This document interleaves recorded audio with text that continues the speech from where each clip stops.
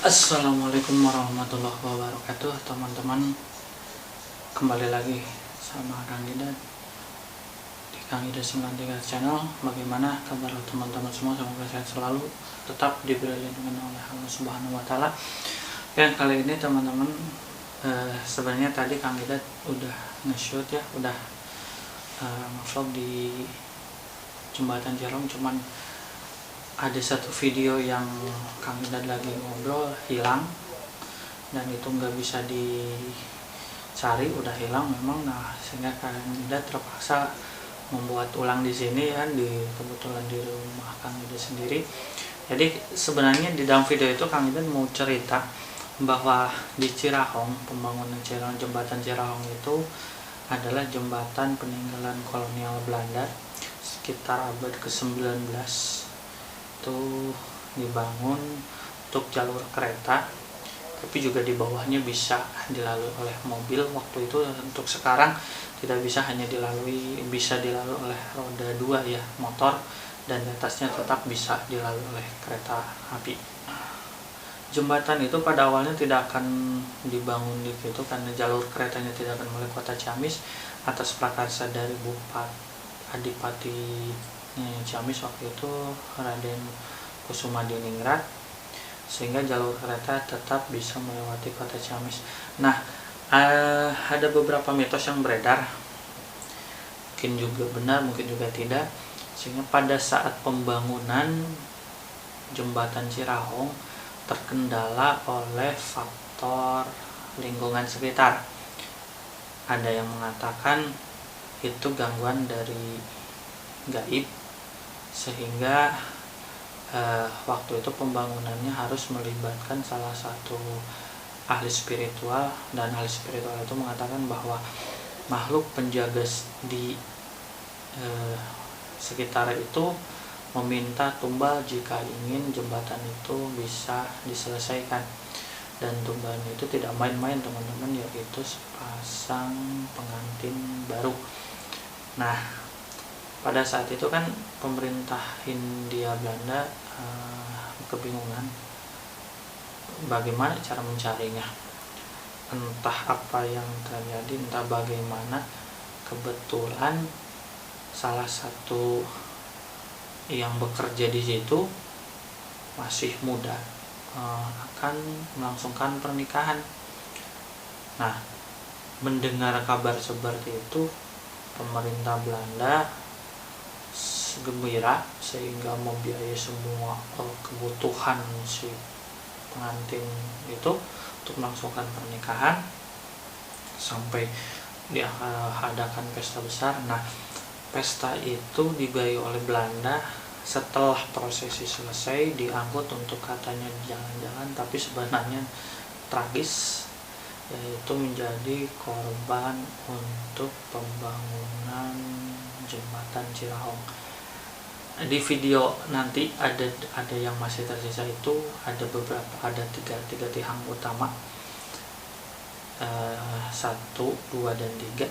Nah, tiang ke-1 dan ke-3 itu katanya sebagai tempat disemayamkannya tumbal pengantin baru itu, yang depan dari arah Ciamis itu, yang dari Manonjayanya, dari Tasiknya itu berarti dihitungnya 1 ya, itu katanya laki-lakinya. Dan terakhir di sebelah Ciamisnya itu yang perempuan, dan tengah-tengahnya itu dikatakanlah bahwa itu adalah tempat silumannya. Percaya atau tidak ya teman-teman. Nah, ditumbalkan di situ, padahal dua pengantin itu tidak tahu maksud dan tujuannya. Naas nasib mereka dijadikan tumbal untuk pembangunan jembatan Cirahong. Terus ada beberapa cerita lain, salah satunya 1 tahun ke belakang ada seseorang yang depresi. Sebelumnya malah sempat makan dulu di sekitar jembatan Cirahong ya, sempat makan dulu, sarapan dulu, kemudian entah bagaimana dia ke atas, dan dari atas dia naudzubillah loncat ke bawah, dan panjangnya kalau teman-teman dari atas ke bawah itu 30 meter. Secara pemikiran manusia otomatis meninggal jika jatuh ke sungai dari jembatan Cirahong. Ada 3 korban dan kesemuanya dikatakanlah bukan orang sekitar Cirahong, rata-rata dari Tasik dan Garut. Kalau tidak salah mungkin ada juga dari Ciamis, tapi nggak tahu sih kabar yang beredar. Sering juga yang lewat situ ada penampakan ya, penampakan hantu. Kemudian juga beberapa stasiun televisi swasta pernah meliput khusus dari 2 dunia. Kemudian katanya juga Om Hao yang ahli retrokognitif, mungkin ahli melihat suasana pembangunan dahulu ya, pernah meliputi situ. Cuman Kang Idan lebih pada mitos yang beredar di masyarakatnya seperti itu. Nah, mudah-mudahan teman-teman semua yang melewati jembatan itu atau yang akan tertarik untuk melihatnya tetap berdoa, meminta perlindungan dari Allah Subhanahu wa Ta'ala, karena memang suasananya atau auranya itu aura negatif ya, aura kesedihan. Katanya juga pada saat pembangunan itu memakan banyak korban.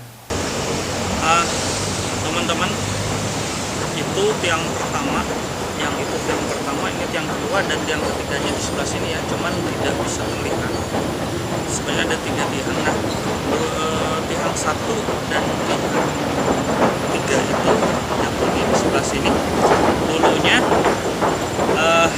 dikisahkan di tempat itulah tumbal manusia jasadnya dikuburkan.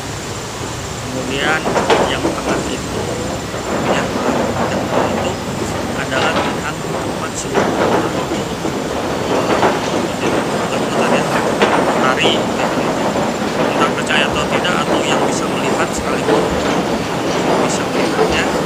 Cuman kita kalau melewati tempat-tempat seperti itu harus banyak berdoa, banyak meminta perlindungan kepada Allah Subhanahu wa Ta'ala, ataupun jika non muslim meminta pertolongan kepercayaannya ya, sesuai dengan kepercayaannya, supaya kita tetap mendapat perlindungan. Nah, ini dia. Dan panjang tiangnya itu sampai atasnya itu sekitar 30 meter. Jadi naudzubillah, jika ada yang loncat dari atas sampai ke bawah secara otomatis bisa langsung meninggal dunia.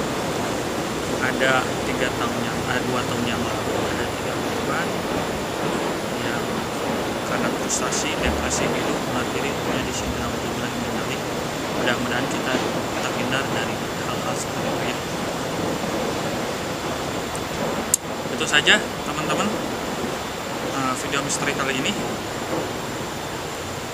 Mudah-mudahan ada manfaatnya, juga diambil pelajarannya.